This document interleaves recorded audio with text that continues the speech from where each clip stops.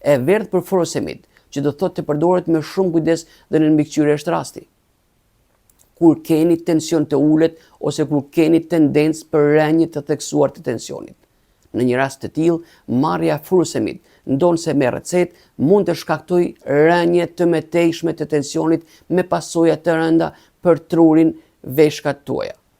Arsye kjo me tepër për të monitoruar vlerat e tensionit dhe për të konsultuar me mjekun ose farmacistin tuaj kur këto vlera i afrohen vlerave kufi, 90 mm shtyllëzhive për tensionin sistolik dhe 60 mm shtyllëzhive për tensionin diastolik. Përkatësisht, vlera e madhe dhe vlera e vogël e tensionit. Kjo është një shortës.